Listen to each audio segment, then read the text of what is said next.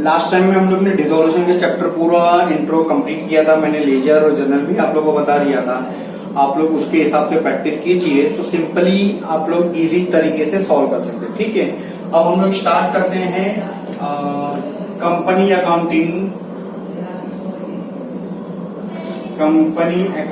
ठीक है, ये चैप्टर जो है आप लोग का बहुत बहुत बहुत ही सिंपल है। गिनती की कुछ एंट्रीज आप लोगों को लर्न करना है, उसके बेस पे आप लोग इजीली सॉल्व कर सकते हैं। ठीक है, तो कंपनी अकाउंटिंग में एक्चुअल में है क्या, इश्यूइंग ऑफ शेयर है ना।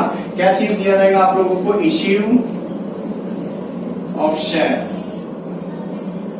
ओके, अब बेसिकली पूरा का पूरा चैप्टर जो है ये वाला based on the journal entries है। इसकी कुछ क्या 2 एंट्रीज अगर आप लोगों ने प्रॉपर्ली बाय हार्ट कर लिया तो ये चैप्टर पूरा इजीली आप लोग कर सकते हो। ठीक है, अब सबसे पहले तो समझना रहेगा कि आप लोगों को शेयर के अंदर क्या क्या टर्म्स होते हैं। सबसे पहला टर्म होता है फेस वैल्यू। एफवी मीन्स क्या होता है, फेस वैल्यू। तो face value of the share means क्या हो गया, the first value of the company which is issued by first value of the share issued by the company in the market. First time में जो company जितनी face value में share issue करती है उसी को क्या बोला जाता है, फेस वैल्यू। जैसे कि एग्जांपल बेसिकली इसकी वैल्यूज कितनी होती है, 10 रुपीज, 100 रुपीज, 20 रुपीज और इवन 1 रुपीज भी होती है एक्सेट्रा। ठीक है, तो face value of the share company अपने हिसाब से डिसाइड करती है और वो हिसाब से वैल्यूज होती है। सेकंड आप लोगों को क्या याद रखना है, market value of the share. Market value of the share may be increase, may be decrease और इक्वल देन फेस वैल्यू। तो एक्स्ट्रा में भी सेल हो सकता है, फेस वैल्यू के लो में भी सेल हो सकती है शेयर, और फेस वैल्यू के इक्वल में भी शेयर सेल हो सकती है। तो मार्केट वैल्यू मतलब क्या होता है, मार्केट में उसका क्या रेट चल रहा है। तो बहुत सारे डिफरेंट एग्जांपल है आप लोगों का कि भाई जिस प्रोडक्ट की मार्केट वैल्यू कुछ और होती है और फेस वैल्यू कुछ और होती है। बहुत सारी कंपनीज की फेस वैल्यू 100 रुपीज, 10 रुपीज, 20 वाले, 50 वाले या 100 वाले शेयर होते हैं, और मार्केट में उसकी वैल्यू 300, 200, 500, 700 तक की इवन चलती रहती है। ठीक है, तो मार्केट वैल्यू क्या होती है, मार्केट के हिसाब से फ्लक्चुएट होती रहती है, डिमांड एंड सप्लाई के हिसाब से फ्लक्चुएट होती है। After that the related term of the market value, हम लोगों की वैल्यूज जो होती है वो 3 कैटेगरी में होती है। अब भी मैंने बताया आप लोगों को, सब फर्स्ट वैल्यू क्या होती है, पार वैल्यू। क्या होती है, par value. Par value means क्या होता है, the value of the share is equal to the face value. Okay, तो जब फेस वैल्यू और मार्केट वैल्यू दोनों इक्वल होगा तो इसको क्या बोलेंगे, par value of the share बोला जाता है। ठीक है, सेकेंड टर्म इसके अंदर आप लोगों का होता है प्रीमियम वैल्यू। ठीक है, प्रीमियम वैल्यू के अंदर क्या होता है, when market value of the share is greater than the face value is called a premium value. इसका मतलब face value of the share दिया हुआ है 10 रुपीज और market value of the share दिया हुआ है 12 रुपीज, तो इसके अंदर क्या हो गया, मार्केट वैल्यू ज्यादा हो गया तो ये क्या हो गई, प्रीमियम वैल्यू हो गई। तो मतलब 10 से ज्यादा में शेयर रहेगा तो प्रीमियम वैल्यू होगी। And the third one is discount value. तो word discount is denoted discount value. ठीक है, तो वैल्यू डिस्काउंट से ही समझ में आता है कि when market value of the share is less than the face value, that mean example face value कितना रुपीस है, 10 रुपीस है और मार्केट में इसकी वैल्यू चल रही है 8 रुपीज, तो ऑब्वियसली 10 फेस वैल्यू से छोटे भाव में या कम भाव में सेल होगा तो उसको क्या बोलेंगे, डिस्काउंट वैल्यू। तो 3 टर्म आपको याद रखना है, face value, premium value, sorry market value, premium value, discount value. Market value मतलब जितने का शेयर है उतने में सेल हो रहा है तो उसको पार वैल्यू बोलेंगे।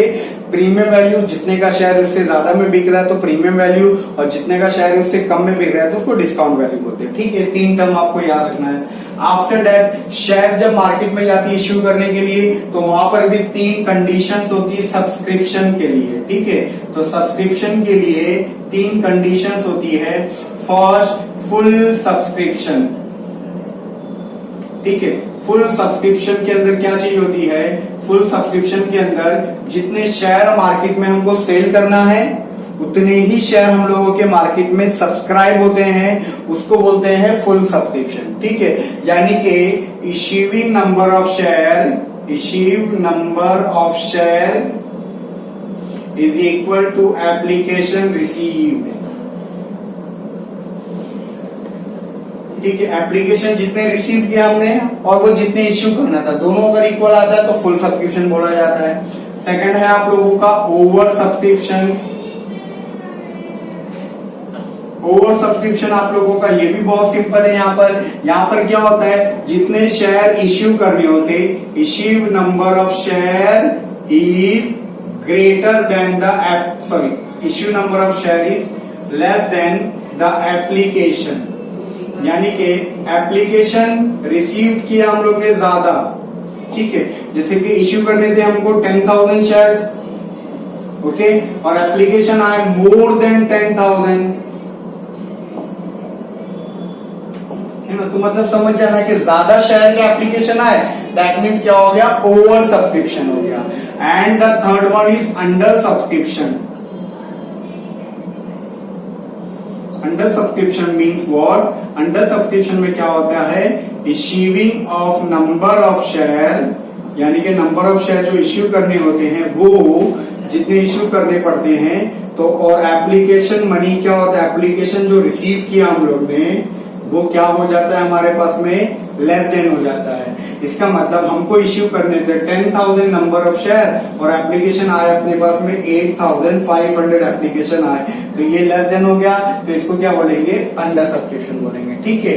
तो प्राइस वैल्यू के हिसाब से 3 होता है, par value, premium value, discount value, और सब्सक्रिप्शन के हिसाब से 3 कैटेगरी होती है आपकी, fully subscription, over subscription and under subscription, ठीक है। तो एक सम में आप लोग को दिया रहता है, सम के अंदर, अच्छा इसके अंदर मनी के हिसाब से भी आपको याद रखना है, मनी कौन कौन सी चीजें के फॉर्म में रिसीव करती है, मनी इंस्टॉलमेंट,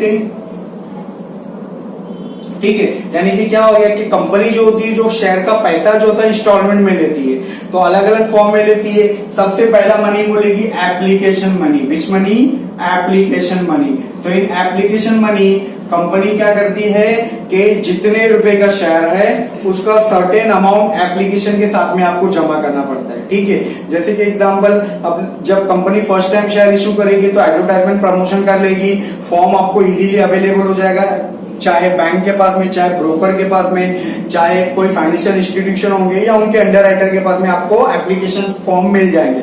अब जब आपको एप्लीकेशन फॉर्म फिल किया, डिटेल देखा आपने, समझ में आया कि भाई ये शेयर हमको खरीदना चाहिए, तो आपको पूरे शेयर की वैल्यू देनी नहीं पड़ती, नॉमिनल वैल्यू देनी पड़ती।